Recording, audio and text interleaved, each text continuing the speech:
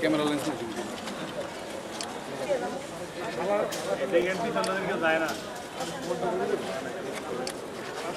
মুজাম্মেল হক বাদল। মুজাম্মেল হক বাদল।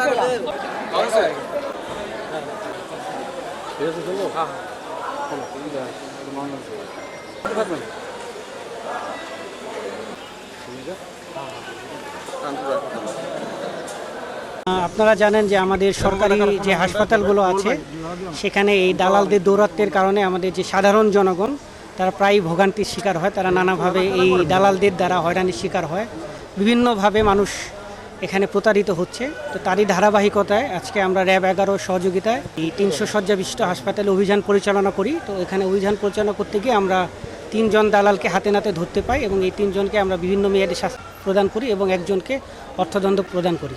এবং আমাদের এই অভিযান সবসময় অব্যাহত থাকবে যেন এখানে মানুষ যেন সুস্থভাবে সেবা পেতে পারে। এই জন্য আমাদের এই ধরনের অভিযান সবসময় অব্যাহত থাকবে। এখানে আমার সাথে র্যাব 11 প্রতিনিধি রয়েছেন এবং 300 শয্যা বিশিষ্ট হাসপাতালের প্রতিনিধি রয়েছে।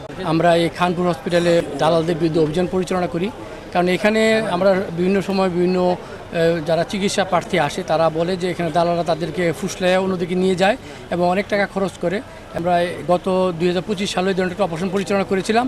আজকে আমরা আবার খানপুর হসপিটালে আমরা অপারেশন পরিচালনা করি জেলা প্রশাসনের সহযোগিতায় এবং এখানে আমরা যাচাই বাছাই করে 2 জন দালালকে জেল এবং একজনকে জরিমানা করা হয় এবং আমাদের এই কার্যক্রম চলমান থাকবে আগামী দিনে। আমরা চাই যে এখানে যেন সাধারণ মানুষ নির্বিঘ্নে এসে চিকিৎসা সেবা নিতে পারে, কিন্তু আমাদের দালালদের উৎপাতে এবং দালালদের অত্যাচারে সাধারণ মানুষ খুব অত্যাচারিত হয়, যার ফলশ্রুতিতে র্যাব 11 আমরা এখানে 11 এই অভিযান নিয়মিতভাবে আমরা আগামী দিনে পরিচালনা করব। আমরা চাই আপনাদের মাধ্যমে সবাইকে জানাতে যে এখানে দালাল মুক্ত পরিবেশে যেন এই খানপুর 300 শয্যা হসপিটাল যেন পরিচালিত হয়, এতে করে সাধারণ জনগণ নির্বিঘ্নে চিকিৎসা সেবা পাবে।